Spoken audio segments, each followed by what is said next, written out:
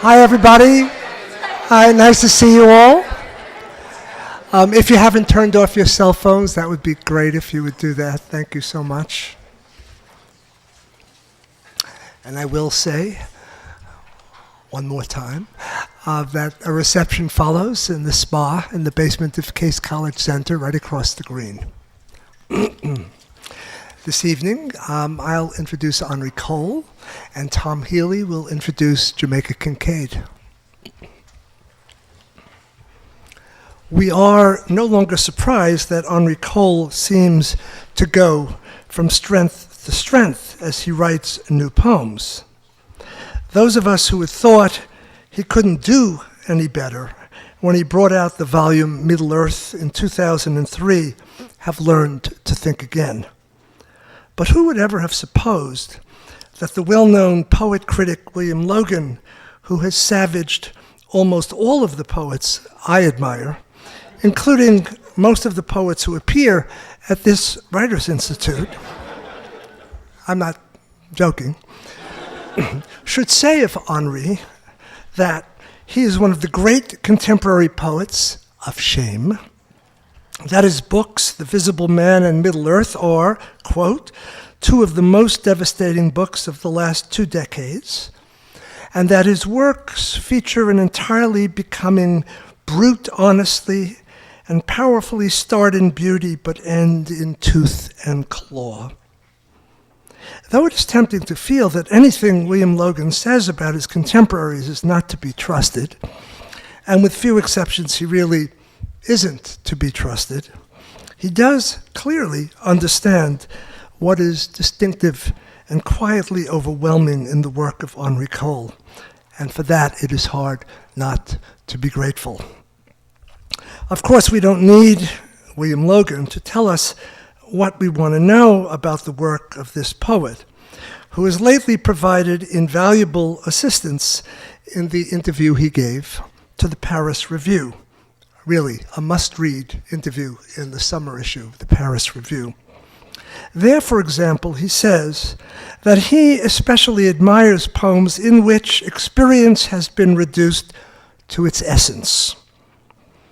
Now, of course, other poets probably say something like that, but don't write as if they meant it. Henri not only means it, but shows us exactly what reducing experience to its essence entails. A tiny example, drawn from a very great poem of Henri's called Blur. My horse was wet all that summer. I pushed him, he pushed me back, proud, lonely, disappointed, until I rode him, or he rode me, in tight embrace, and life went on. Now there is, of course, a context for these lines in Henri's poem, lines preceding and lines following that little quoted passage. And those other lines allow us to read the quoted lines in a richer and fuller way than we can without having recourse to the complete surround. And yet, we can say with some confidence that experience has been reduced to its essence in what I just quoted. The essence, like any essence worth having in a first-rate poem, sees with implication without entirely giving away its meaning or its intention. And the experience that is reduced to its essence, it is an experience that has a sort of a content or a shape, and may even be based on an actual something that happened, like the death of a parent or some brutal act remembered. But the experience within the poem is inevitably more than an act or an event. It is something felt, which the speaker isn't hiding from us and sort of walks right up to, and yet doesn't exactly identify. It is felt when the speaker in another poem of Henri's speaks of the endless dragging of chains that signifies love. You may suppose for a moment that you know the deeds that would have supplied such an image, but in fact, what you have is the experience, the sensation, the idea of love that informs the thinking of this poet. And what would better explain the term essence than that image of the endless dragging of chains, or the lines I read earlier, I wrote him or he wrote me. Again, you know and yet you don't quite know everything, though you are supplied with the essence. There's a lot else I would like to quote and unpack just a little in that interview of Henri's, but I will end, or nearly end, with something he says about the poems of Marianne Moore. Namely, there's a quote, that they don't seem to be written to please anyone. Is that a good thing? I can't help asking myself that question. I know Henri means it to be a very high compliment. And after all, there is something bracing about a poetry that simply will not curry favor with any audience or try to get by with mere charm or fireworks. Far better, surely, than writing that is always striving to say the right things in the right ways and to be always inoffensive. As I think about it, Henri's words seem to me to point to qualities we do admire in the works we value more than any other qualities. Qualities, in fact, very much in evidence everywhere in Henri's poems. Of course, I can't say that Henri's poems don't please or won't please. Every intricately orchestrated move he makes not only gives pleasure, but bespeaks the care he takes to make his music challenging and beautiful. Can you say that he is writing solely to please himself, to satisfy his own sense of what matters will suffice? Maybe so. But what matters most to us is that everything in Henri's every least move seems both natural and hard-earned. No easy pleasures to be had in this precinct, nothing merely pleasing. Looking at a circus ringmaster in one characteristic poem, Henri says, quote, he has a distant, sympathetic heart and cracks his lion whip like Mallarmé yearning for some daring inward effect. That says it, I think, for Henri. Distant and sympathetic, yearning for, working steadily at some daring inward effect. Hear it, feel it, Henri Cole.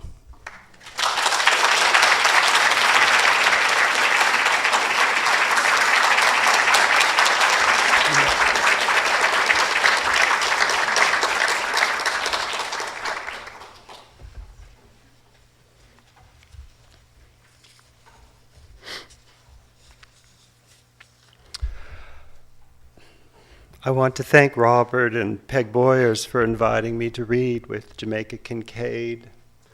I regard Jamaica as a great novelist who is also a great stylist, completely original. Each of her books is a vital, living, breathing thing, and I treasure them as I treasure her friendship across the decades. What I'd like to do tonight is read 7 or 8 sonnet-length poems from 2 of my books, and then read some new work from a manuscript that's coming out in March. I chose some poems I haven't read too often, with 1 or 2 exceptions.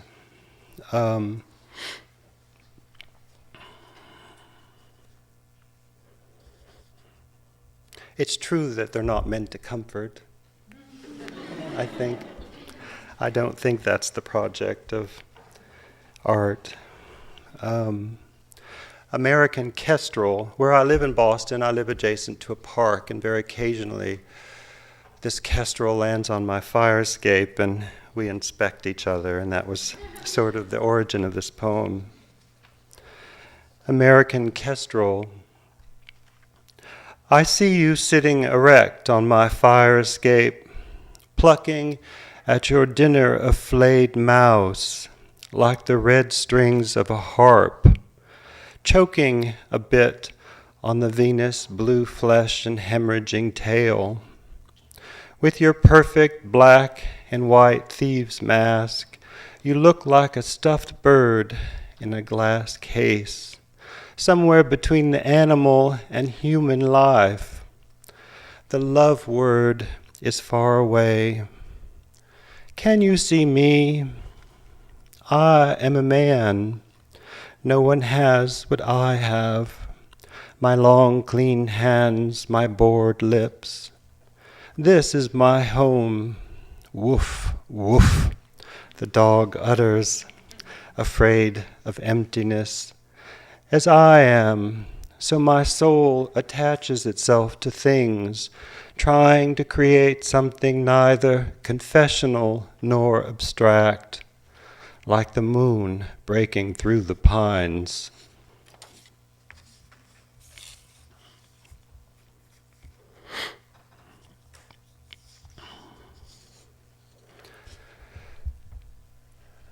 Oh, one of my favorite places in America is a lake up in the Adirondacks. I drove up there today, and this poem is set there, actually, on the dock. It's called Haircut. Haircut. I sit on the dock for a haircut and watch as summer spreads out, relieving the general, indiscriminate gray, like a mouthful of gin spreading out through the capillaries of my brain, etherizing everything it is too painful to think or say as I dangle my feet in the water like bits of a man. On the goldenrod, Japanese beetles are holding an orgy. The green snake throws off his enameled skin, and somewhere, invisible as the avenues of the dead, a small door is left open for love, pushing and pulling at each of us as the water pushes and pulls at my gray-cut hairs.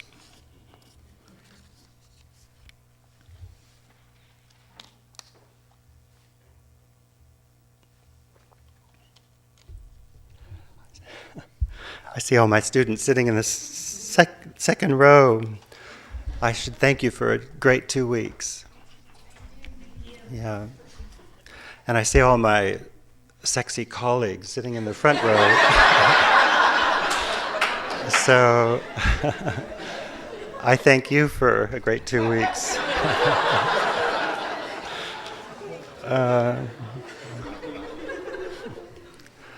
Intelligent, sensitive, and sexy.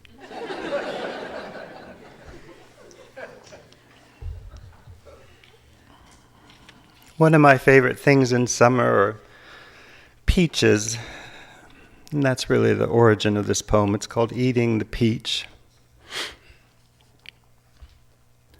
Eating the peach, I feel like a murderer. Time and darkness mean nothing to me. Moving forward and back with my white, enameled teeth and bloated tongue sating themselves on moist, pulpy flesh. When I suck at the pit that resembles a small mammal's skull, it erases all memory of trouble and strife, of loneliness and the blindings of erotic love, and of the blueprint of a world in which man, hater of reason, cannot make things right again. Eating the peach, I feel the long wandering, my human hand once fin and paw, reaching through and across the allegory of Eden, mud, boredom, and disease, to bees, solitude, and 1,000 hairs of grass blowing by chill waters.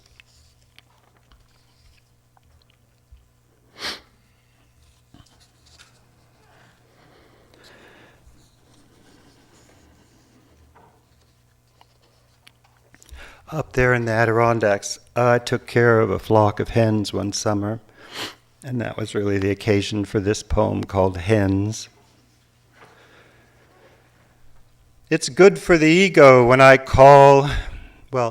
I should say that these hens, this summer I took care of them. There had been a kind of fox slaughter the season before, so one of the hens survived, and it was a lame hen we named Lazarus.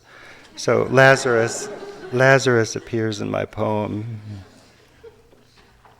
It's good for the ego when I call and they come running, squawking and clucking, because it's feed time, and once again I can't resist picking up little Lazarus, an orange and white pullet I adore. Yes, yes, everything will be okay, I say to her glaring mongrel face. Come September, she'll begin to lay the blue-green eggs. I love poached. God dooms the snake to taste nothing but the dust, and the hen to 4,000 or so ovulations. Poor Lazarus, last spring an intruder murdered her sisters and left her garroted in the coop. There's a way the wounded light up a dark rectangular space. Suffering becomes the universal theme. Too soft and you'll be squeezed. Too hard and you'll be broken. Even a hen knows this, posing on a manure pile, her body a stab of gold.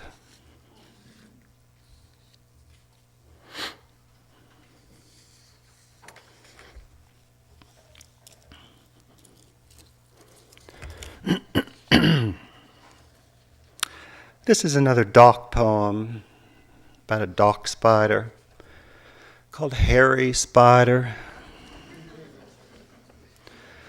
There's nothing like a big, long-legged spider to embody the mind's life-giving power, especially when her babies run up and stroke her face.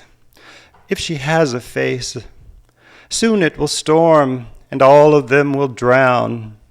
Still, I love to watch their web changing, like this year's words for this year's language, not didactic, but effective, while absorbing the secret vibrations from the world. And I love it when she climbs across clear water and drags some horsefly back like Beelzebub to her silk coffer. There's something unsettling happening, I know, but it tests the connections between everything. Can she see if I am climbing, I wonder, or kneeling down here on the dock day after day when it's time for reading and writing again, and a hairy spider, ingenious, bashful, insolent, laborious, patient, observes a man, no different than a lily, a worm, a clod of clay.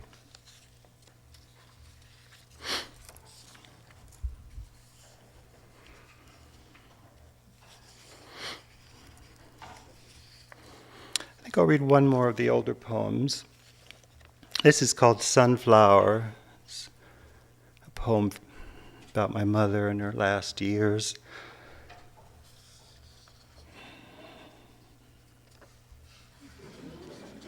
When Mother and I first had the do not resuscitate conversation, she lifted her head like a drooped sunflower and said, "Those dying always want to stay." Months later on the kitchen table, Mars red gladiolas sang Ode to Joy, and we listened. Houseflies swooped and veered around us like the Holy Spirit. Nature is always expressing something human, Mother commented, her mouth twisting as I plucked whiskers from around it. Yes, no, please. Tenderness was not yet dust. Mother sat up, rubbed her eyes drowsily, her breaths like breakers, the living man, the beach.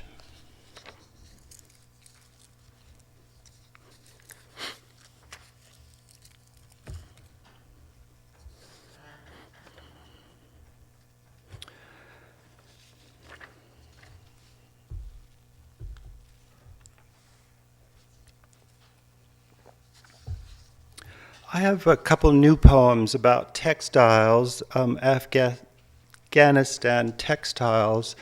For the last 30 years or so, hand grenades and tanks and fighter jets and missiles and helicopters have replaced the traditional floral patterns in rug making and other textiles. And depicting these realities of war has helped the Afghan people survive during the times of conflict. So my poem really just describes the scene of this rug. They're called war rugs.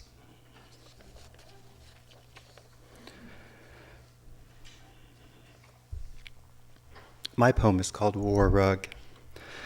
The pony and the deer are trapped by tanks, and the lady with the guitar is sad beyond words.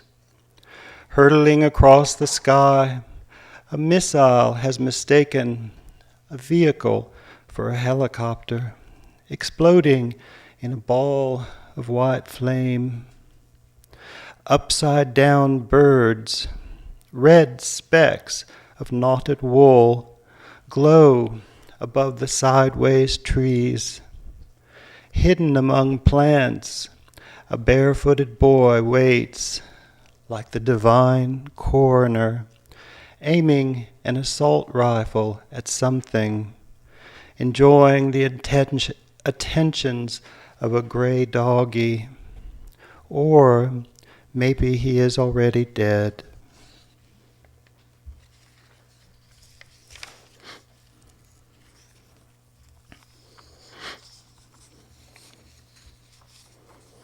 This is a poem dedicated to Jamaica. One day we watched a bee get devoured by a bird at her house. So when I saw this poem was born. It's called The Bee. There's a bee dying slowly outside my window. She makes this awful buzzing sound, which grows longer as the end nears, I suppose. The mysterious process at work within him, her, is disturbing, like a warm, wet finger. Usually when you hear a bee, the sound dissipates as the bee flies away. But this is constant.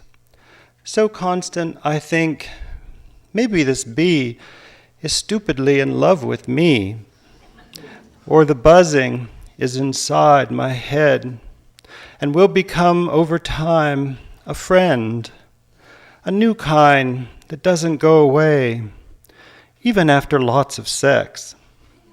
My ear canal growing receptive, like a hard bud to light, or a vulva to the perfect relation. Would we know each other, I wonder, if our eyes met across a crowded room? I did not expect to meet this bee. What else could love be but lots of buzzing or hate?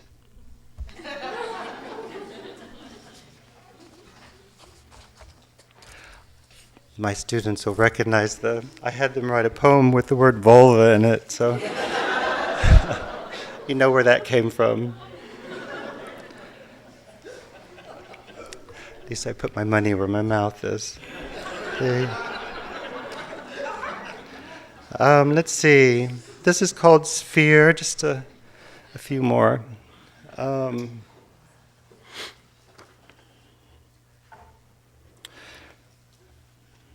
I think this explains itself. My father was a southern boy, came from North Carolina. His parents were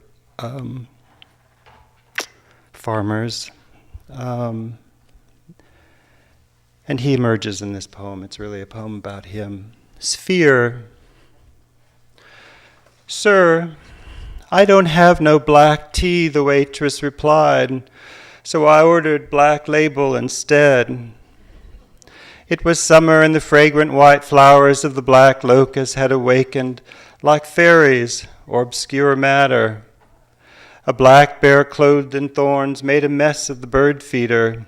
where hungry black caps were a vision, and the black flies were biting energetically. Billy died of the Black Death, I shouldn't call it that, and hovered like a winged horseman. There's nothing so wrong as when young folks die. I smashed my bike, blacked out, and got 2 black eyes. At the Mayo Clinic, Daddy had his arteries cleared, praising the surgeon's fine black hands. After he died, we called everyone in his black book and found a black space that couldn't be lifted by impotent wings. Like me, he was the black sheep. There were struggles. Once driving near Black Mountain, he blurted, "There ain't nothing so good as stolen corn or watermelon." His face was like a smiling black spider's, questioning the earth from which he came. Son, you got mixed blood, and that drew him back. He cleared away forward into the murky light. Beside the roadside blacktop, a deer with black diamonds in its eyes lay in a bed of black pansies. Around us, black ash and black walnuts made a velvety curtain. Dead 10 years, he visits me often like a head behind bars with that black temper and black bile still coming out of his mouth, but tenderness, too, like black gold. Did I love him back, I wonder? If I loved him with all my heart and all my liver, why did I spit him in the river?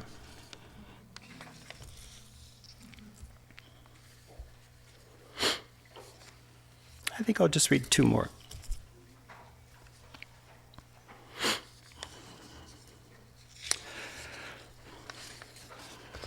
This is a poem that I did try very hard to get to the essence of something. I imagined it spoken sort of oracularly by a voice from beyond. I wanted it to be as minimal as possible with no adornment. It's called Anima.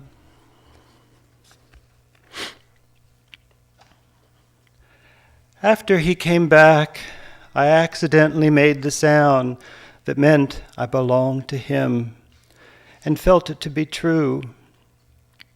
It was a warm type of feeling that would have been unwise to have outside at night. But suddenly it seemed I would not be outside ever again, where there had been no time, just alive or not, in the shadows. Now there was this new thing, and by day the sun accentuated the feeling.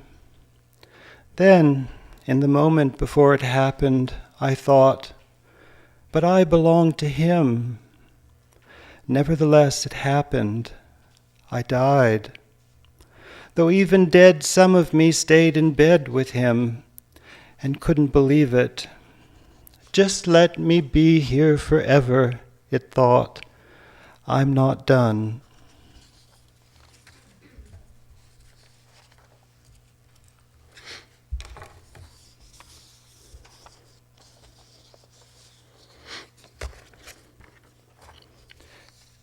This was the last poem to go in my new manuscript. It's called Extraordinary Geraniums. When I was a boy, one of my favorite things my mother did for us was make us sugar sandwiches. So it was just a piece of Wonder Bread with butter and Domino sugar. It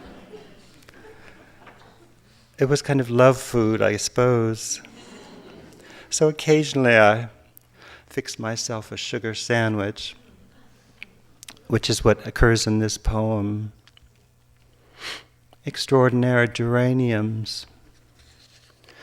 Eating a sugar sandwich, I sit at the kitchen table admiring the geraniums outside the window, their big heads as American as Martha Washington. I grew them from seeds, and now the leaves are frilly like genitalia. After so many sunrises together, they almost have faces with puffed out mouths and throats.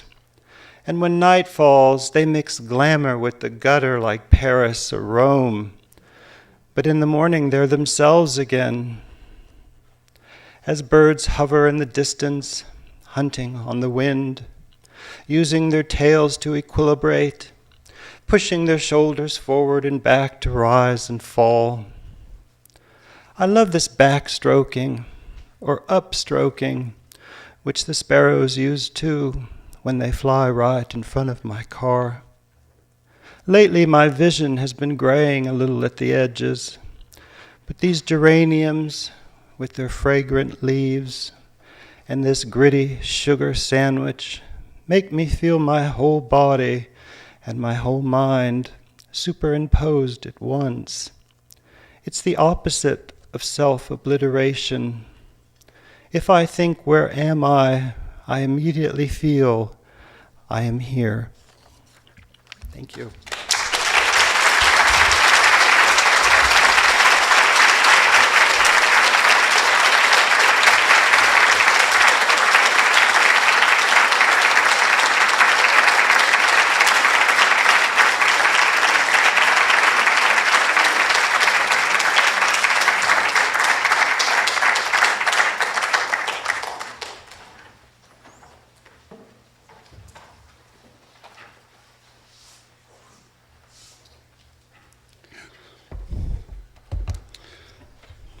Thank you, Henri.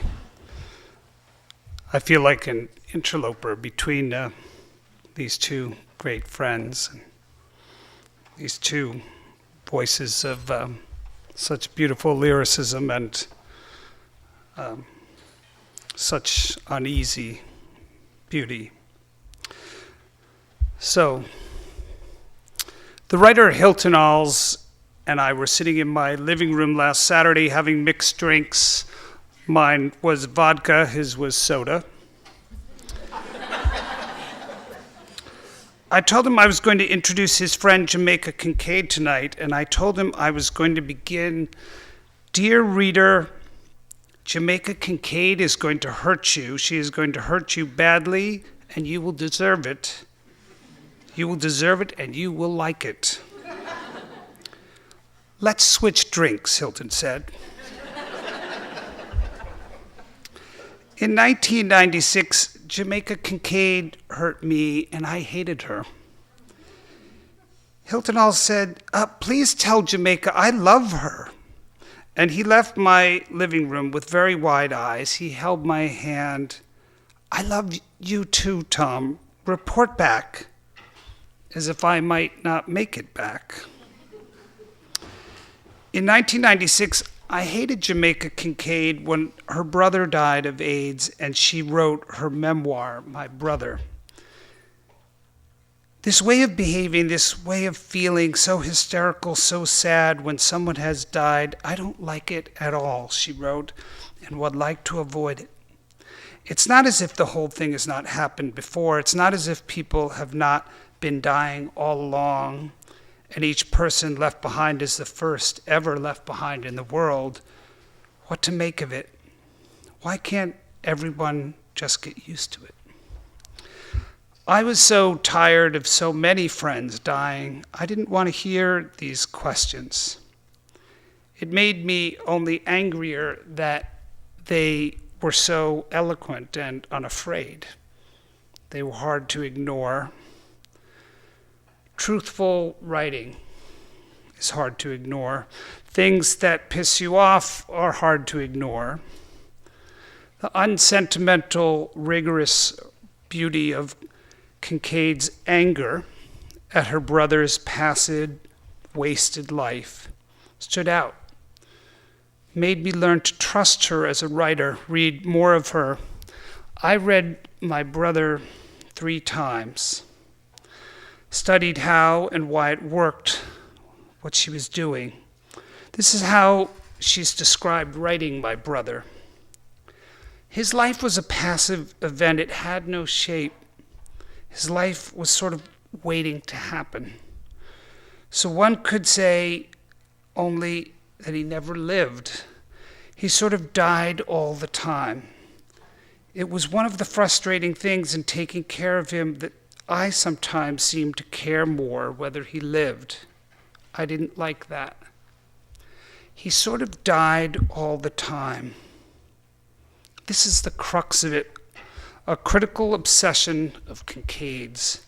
Time and what we do with it in our lives and how we live them. Do we sort of live or sort of die, some or all of the time? And more urgently, what do we do with time in fiction? How is time written? The question of time becomes a question of endurance. Can we bear one another as long as we do? How much brutality can we inflict on one another for how long? What are the words for that?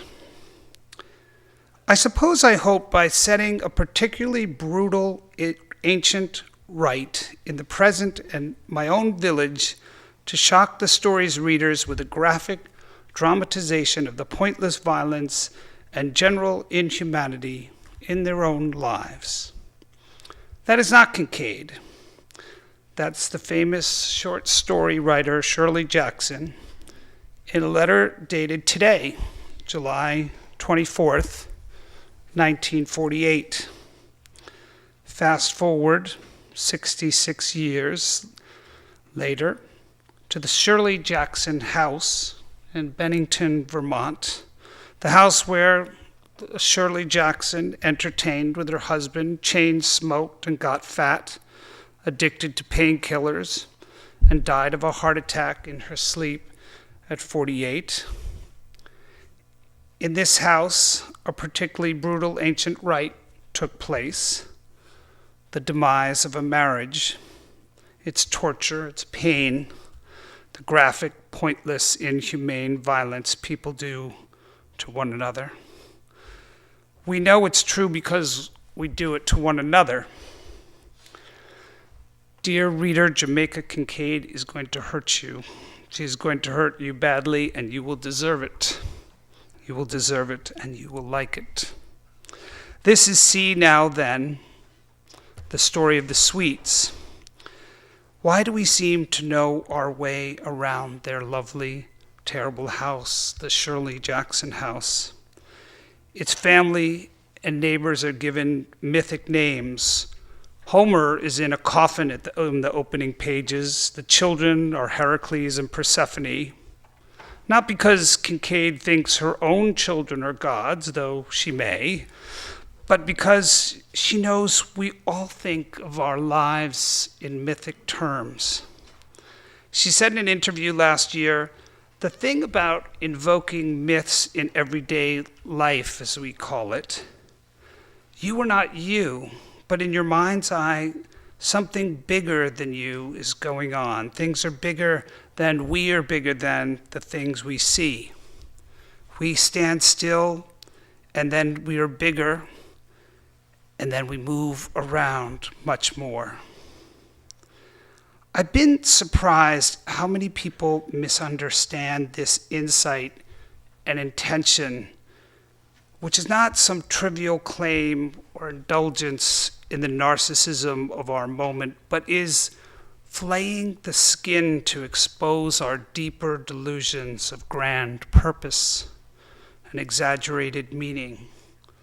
They're delusions we kill for. And we involve myth to connect us to stories and people beyond ourselves, to help us perceive and comprehend time. Alone, time is so fragile. Break a marriage, rape a girl, bomb a school, shoot a plane from the sky, betray your friend, watch your brother die, and time stops so easily that you question any of the dates given for its beginnings. Kincaid's fiction has always been a fiction of questions, a fiction of unsettling. I believe See Now Then, the title is like an incantation, a wish, a calling, but a turning back, which is what poetry is, instead of turning forward.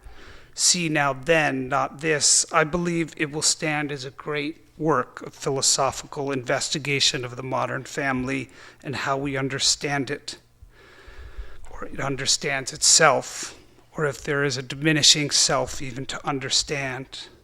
Whether the specifics are actually biographically hers or not seems so beside the point to me. I don't know her. But who are you, Kincaid's fiction demands of me, of any reader who finishes the book. What are the characters, individuals, specimens, creatures of mythology? What about the readers? This is confrontational fiction at the level of metaphysics. And what really matters to Kincaid, it seems to me, is how it feels to experience and recount the events of the Sweets and their ilk in and around the Shirley Jackson house. A good part of how it feels is always a matter of diction. And Kincaid is one of the writers you trust to revere how fucked up and dangerous words can be, how spellbinding, how easy to say, how hard to take back. How do you do it? How do you tell a story? And what happens when you do?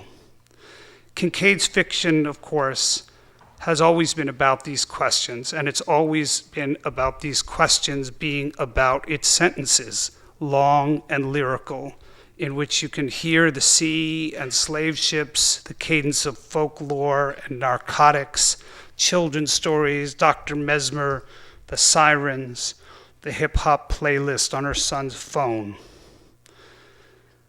Let's put it in terms of sex. Poetry is the top in Kincaid's sentences. Prose is the bottom. Sometimes it's lovemaking and the lyricism confidently taking charge of the scene.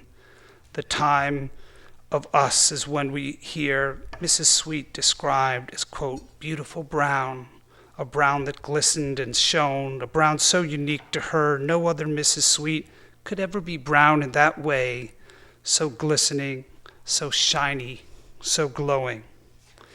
And sometimes the poetry, well, it just fucks the prose hard, as does little Mr. Sweet, who we're told is wept as he played, pouring all of his feelings of despair into that music, imagining that his life, his precious life, was being spent with that dreadful woman, his wife.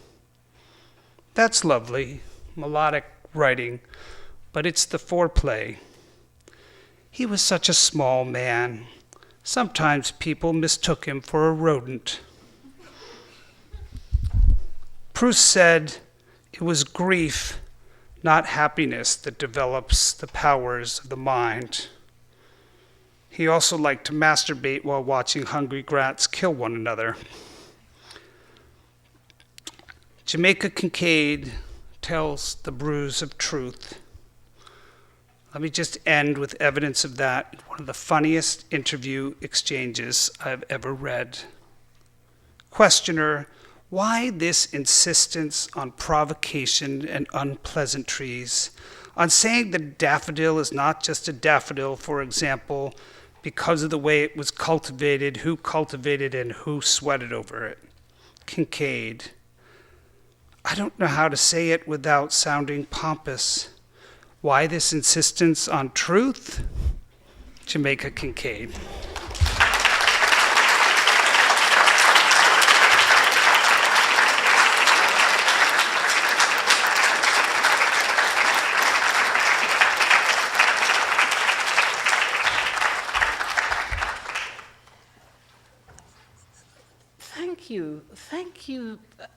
Thank you for such a, well, I don't know what to say. That was so generous. Makes everything worthwhile. I love poets and I love poetry. And it's because I don't know how to write it, why, I've written these things, but so thank you. But I also want to say thank you to Bob Robert, and Peg for year after year asking me to come and read, and with Henri, who always agrees to it. And I've known Henri for so long, I can't even remember how it began. And of course, it will never end. Gosh, thank you so much, Henri. Thank you. I so admire you, and I'm very grateful that you include me in your life. Thank you very much. Thank you all for coming, for tolerating, for sitting here after you've heard. You should go home, but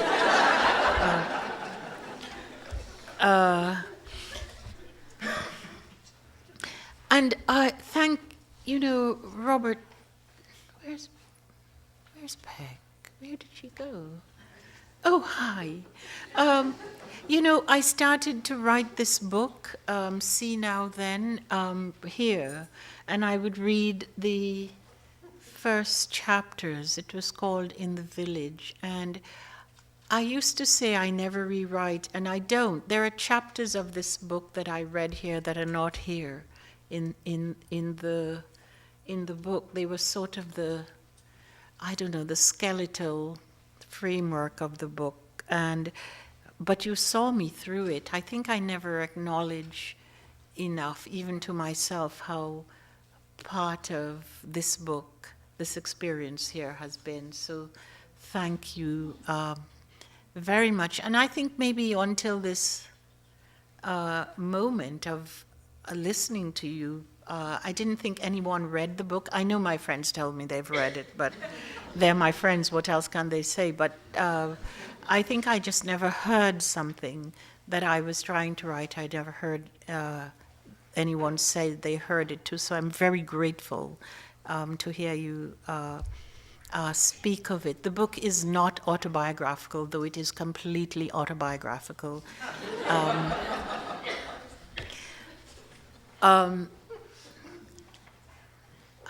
Another poet once told me that every sentence I wrote was heading towards its own contradiction, and that is true. But my whole existence is heading towards its own contradiction, I would like to believe.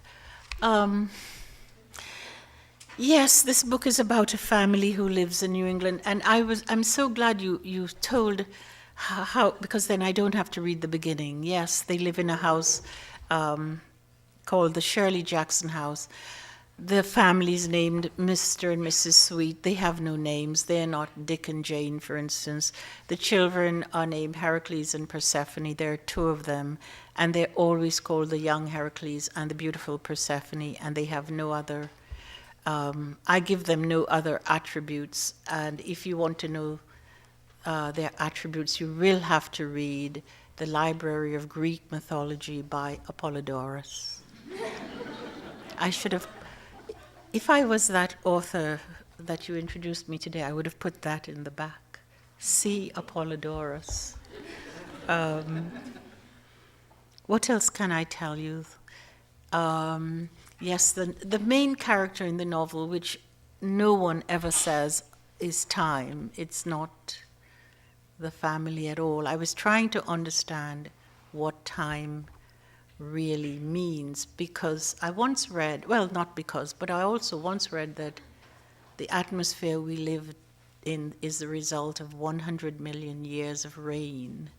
And I tried to imagine what 100 million years was like, and I almost fell into a state in which I couldn't reverse, a mental state. But I reversed, because here I am. So if you think of it that way, yes, they live in a house in New England. I'm trying to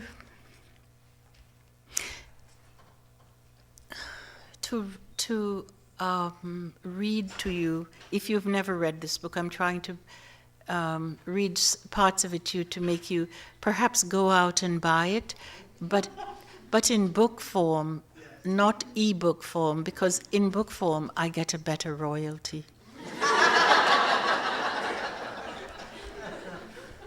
Please.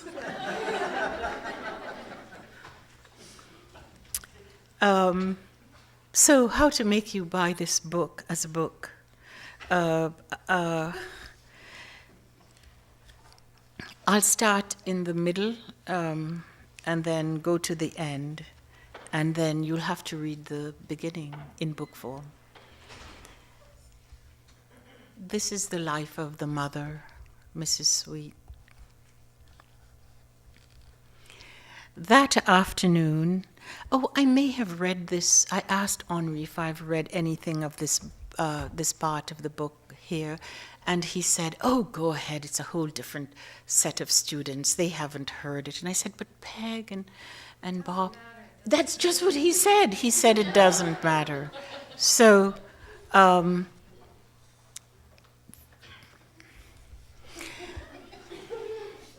that afternoon, at exactly 3:45, the beautiful Persephone and the young Heracles got off the school bus and found that their mother, the dear Mrs. Sweet, was not waiting to pick them up. They saw the school bus, driven by the madly named Mr. Strange, disappear around the corner below the Bennington Monument. They saw their companions, some wayward boys and girls who lived in villages that were surrounded by evergreens of every kind, except for broadleaf, and the evergreens were all sick with the blight of rust. And these companions were very bad, for sometimes the boys among them pummeled the young Heracles almost to death, and the discipline he required to restrain himself from gathering them up all together in his large brown hands and making them as lifeless as his old socks was greater than the force he had used to smite the entire city of Thebes as it appeared in his handheld Nintendo game. Those boys, in any case, had names of no distinguished origin, their names being Tad, Ted, Tim, and such. But the bus stop was empty of Mrs. Sweet, and the young Heracles was beside himself with anxiety and sorrow, for he loved his mother so and only so. And a dark cloud full of a toxic fire emerged from his forehead, and he directed it toward the top of the Bennington Monument, a structure that was dedicated to a battle that led to a defeat and a triumph, and the defeated and the triumphant were now settled into the normal disfigurement of everyday living. And he caused it to fall to the ground, just missing a bus full of citizens from Germany who were taking a tour of New England just then. So beside himself was Heracles with anger and grief over Mrs. Sweet not being there to greet him when the school bus arrived at the bus stop, that he sank to the ground, drew his feet up into his chest, his chin resting on his knees so that he looked like an illustration of a fully developed child, intact in his mother's womb, an illustration commonly found on the walls of a doctor's office. "Oh, come on." And that was the voice of the beautiful Persephone, his sister, and that is as it should be, for it was spring, and she was released from living in the depths of the pocket of Mr. Sweet's old Brooks Brothers tweed jacket. Not knowing what else to do, she lifted him up with much ease, as if he were some just harvested asparagus, or a pint of strawberries, or a plate of peas, or as if she were removing the hamster that had died overnight in its cage, and she placed him in the right-hand pocket of her own jacket, which was made from polyethylene terephthalate, and the pocket itself was lined with rayon. Now, she said, as she stroked the curve of his back with her thumb, her forefingers shielding his head, which rested against his knees. "It is very bad that she's not here to meet us once again when we get off the bus from school. Where the hell could she be? What the hell could she be doing? Oh, she just sits in that room writing about her goddamn mother, as if people had never had a mother who wanted to kill them before they were born in the history of the world. and the stupid father named Mr. Potter who couldn't even read, and the fucking stupid little island on which she was born, full of stupid people whom history would be happy to forget, but she has to keep reminding everybody about that place and those people, and no one cares, and she can't stand it. And where is she? She's in that little room off the kitchen, and from that room she can see the kitchen, and she's making us whatever we all want to eat, and none of us want the same thing, and how she manages to keep writing that shit. Make her stop before I kill her. And it was so much better when she would only knit us stockings that were too big before they were washed, and then were too small after they were washed. And they just gathered dust in the wash basket because she couldn't bear to throw them out after all the time she had spent knitting them, and the hats never kept us warm. They fell into our eyes when we were skiing, and I almost killed myself coming down that Black Diamond wearing the stupid hat she had stayed up making for me as a present. And it is the stupid writing, it is the stupid writing, it is the stupid writing that's keeping her from being on time to meet the school bus that was driven by Mr. Strange. Ralph is his name too, and that is not a name with a distinguished lineage. And a man, you know, who should be locked up in a jail, in a cell that is buried underground, could come and pick us up and take us to his house and murder us or violate us sexually, and we would never be seen again or heard of again, not even be mentioned on the nightly news, vanish from the face of the earth like a species from a geological era that isn't even yet detected. What is she doing? What is she doing? What the hell is she doing? She's sitting there in that room at the big desk that Donald made for her, and she's thinking of a sentence and the way to end it. My mother would kill me if she got the chance. I would kill my mother if I had the courage, and as if such a thing were possible. She lives in that world of the room with the desk and the kitchen just beyond, and she leaves us here all alone for a man to murder us, for tourists from Germany to stare at us, for all the other children and their mothers to see that she doesn't love us. She only loves the world that she carries around in her head, a torrent of lies, all in her head. We are nothing to her, nothing, only those words in her head. And now look, the night is coming. The ink-black night is going to swallow us up, and we will never be found, for we will be lost in the night itself, as if it were the ink-black sea. Where is she? Where is she? Then, just then, Mrs. Sweet appeared in the old car, the old grey Cuniclos, the old car Mrs. Sweet fondly called Mr. McGregor, for she so loved to personalize everything, as if everything in the whole world were made solely for her. And when she saw her two children, she blew up like a souffle, and actually, right in her mind, right then, was the menu for dinner: crab souffle, a salad of a mixture of newly sprouted leaves. The seeds had been purchased from Renee Shepherd, and they had come in a packet that had been designed by the Shakers, and now extinct sect of devout people, with a French vinaigrette, ice cream if the children wanted it, from the store, not ice cream she had made herself. That she only did in the summer. She was very proud of them. And why? She couldn't say, not now, not then. But the children were glad to see her, or so she thought then. His sister had released the young Heracles from her pocket the minute she caught sight of the old grey Cuniclos as it crested the hill just in front of the Gatlin house. The young Heracles had unfolded himself from that eternal fetal fold, and now he looked fresh like a flower just opening, or like a flower just opening a scene in a time-lapse film. Mrs. Sweet gathered up her dear children in her arms and drew them close to her with eyes closed, as if they were a fragrant bouquet of Lilium nepalens, just then picked. But really, though, she hustled them into the back of the old car, and there was mold growing on the floor. The roof of the car had a leak in it. The door on the driver's side did not close properly, letting in rain or snow, as the case may be. In third gear, she turned onto Silk Road, crossed the Walloomsac River at the covered bridge, swiftly rounding the curves on Madison Road, making a left on Harlan, and then home to the house in which Shirley Jackson had once lived.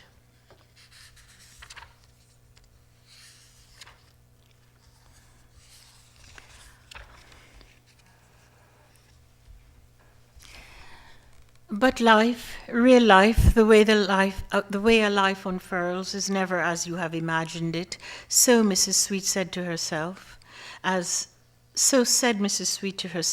she sat packing up a trunk of clothes for the young Heracles, who was then going off to golf camp with his friend, the equally young Will Atlas. And Mrs. Sweet was going over in her mind the scene of Mr. Sweet saying to her, "Well, I know you are trying very hard, but I love someone else, and I will not give her up, for she makes me feel like my true self, my real self, who I really am.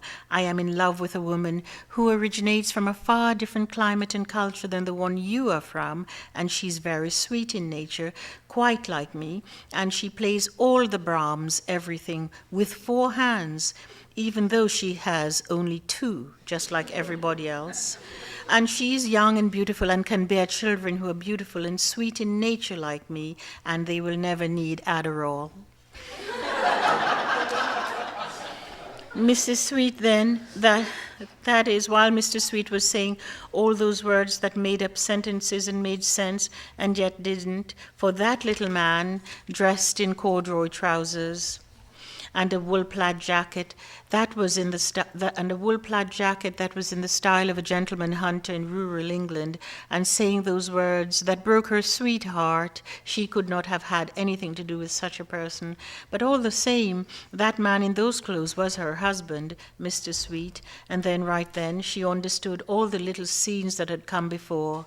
That January, when she suffered most from the lack of heat from the weakened sun, Mr. Sweet took ballroom dancing lessons, and she had wanted to join him in this exciting activity, and when she suggested it, he exploded in a rage that would be worthy of a suggestion that he drop an atomic bomb on an island nation in the Pacific Ocean, but then calmed himself and said to her, politely, with a smile, "Well, no, you can't do that, because Danny and Susan," and then for Mrs. Sweet, all the words that followed in that sentence vanished, for there was the beautiful Persephone, and she needed all sorts of things to be sent to her while she was at boarding school at Eisner Camp, or St. Mark's School, or just in summer residence somewhere. And then there were the bills to be paid for the upkeep of the house, which was the Shirley Jackson house, or so it was called by all the people who lived in that village, which lay on both banks of the river, called Paran. "Oh, now, oh, then," said Mrs. Sweet out loud, but it didn't matter. It was as if she said it to herself, for no one could ever understand her agony, ever understand her suffering, her pain. No words could express it. Nothing in existence could convey or express her existence just then, now or ever. Her husband's voice, her husband had been enfolded in an entity called Mr. Sweet. "I am dying," she said to herself, but that was silence. "I'm dying when I'm with you," said Mr. Sweet to Mrs. Sweet. I am dying, and that is why I hate you, for I am dying, and I can't be myself, my true self. I am dying, and you will die when I say this, but I am dying, I am dying, I am dying." "Oh, I see," said Mrs. Sweet out loud, but even she couldn't hear herself, and all that she saw then and now was silent. But she then could see the young Heracles sitting on a couch in the children's room, watching Michael Jordan and Scottie Pippen and Dennis Rodman defeat Karl Malone and John Stockton, and Michael Jordan, who then had a very bad cold, and each time he made a score, he almost fell down. But his fellow teammate Scottie Pippen was always there to hold him up, and the young Heracles, who worshipped Michael Jordan, held his opponents in high disregard and said they were lame. And Mrs. Sweet knitted and purled all the while, listening to her son whoop and shout and moan and cry out in agony at the very idea that his beloved Michael Jordan's team would lose. But then they won, and the young Heracles said to his mother, "Hey, Mom, I know you are going going to say, this is just like Homer, this is just like the Iliad, and there is Agamemnon, and there is Achilles coming up to save everything. Admit it, Mom, you're going to say it's just like in Homer, in that funny little voice of yours, as if you're on the radio, because you talk like someone on the radio. Your voice is official, but you're just my mom, and you're so ridiculous. I don't know what I'm going to do with you. You're so embarrassing. And Mrs. Sweet knitted away, for she was right then making the entire orchestra that would perform Mr. Sweet's suite of nocturnes. But much to her surprise, when this chore was completed, the performers were all missing one of the arms they needed to play their instruments.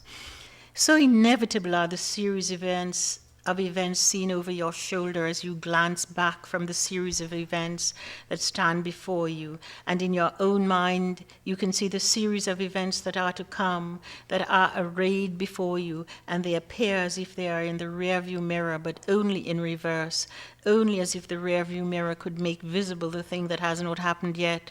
For perhaps time, said Mrs. Sweet to herself as she knitted away those garments with one sleeve missing, was a father, not a mother, and Mrs. Sweet had no father. That is, she had not been authored. She had been created by a very malicious woman. Oh, Mom, can't you see, said the young boy to his mother, and he was jumping up and down, running this way and that, through the assembled crowds of shy Myrmidons, Ninja Turtles, Power Rangers, Super Mario, Batman, various figurines from Star Wars, various stuffed animals, some resembling the domesticated, some resembling wild ones who were now extinct, and they all lay before him, and also they all lay before him in his memory, so fresh and so clean, Mrs. Jackson, that they still inhabited his now. And the boy, young Heracles, was now involved in the sadness of worrying about Ken Griffey, whose father had been a legend of baseball lore. Or so the young Heracles told his mother, and the young Heracles loved the young Griffey, and so was involved in his fate, which might not be so full of glory as was his Michael Jordan and Scottie Pippen and Dennis Rodman.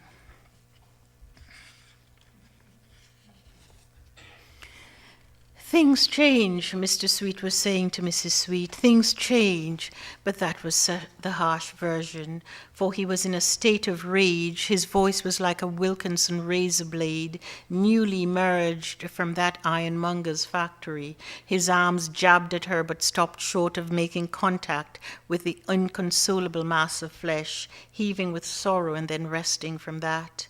Things change, sweetie, things change. And he twitched his hips and shook his head vigorously, dancing to a music that was heard only by him. Or so Mrs. Sweet said to herself on seeing him then, and then he began to hum out loud parts of The Rite of Spring, the sea, the cat, the spider's web, the rat, the dog, the child's bed.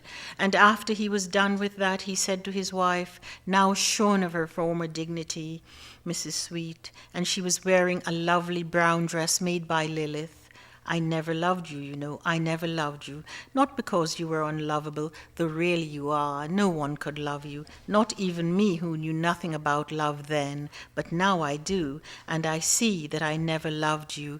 For you are like walking into barbed wire in the dark.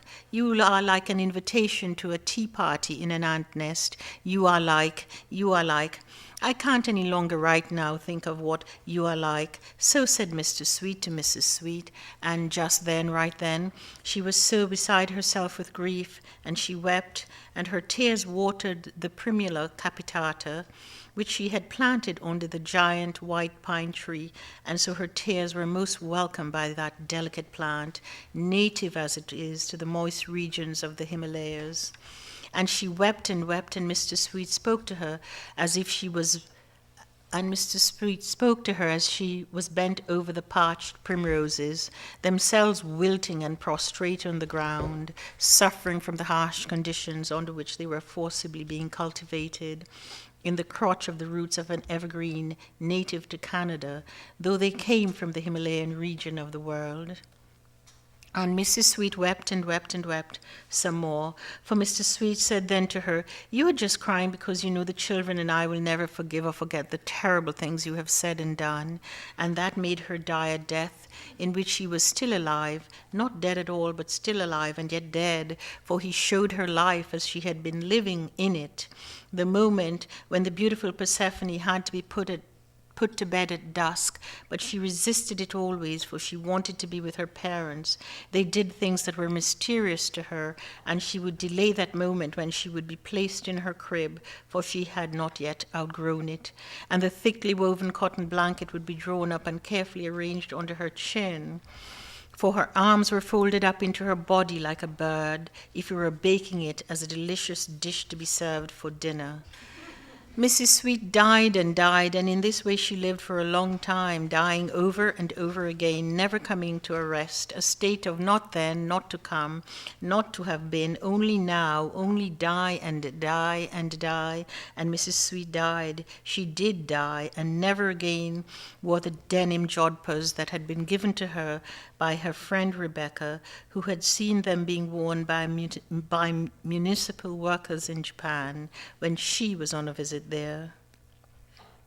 Each day has 24 hours, each week has 7 of those days, each year has 52 weeks, and it is so, and the age of the earth is made up of more than 4 billion years, of those years and weeks and days and hours, then, now and then again, forcibly enclosed in it, and it was and is and will be so, Mrs. Sweet said to herself over and over again, as if it were a song that had been carried on the wind, and she had heard it and taken it to heart, a song heard while walking along the banks of the Battenkill River for 28 miles, and she stood still then, seeing in her mind's eye the winding course the river would take, ending with it emptying itself into the Hudson River, some distance away from the place where the sea's tides influence the river.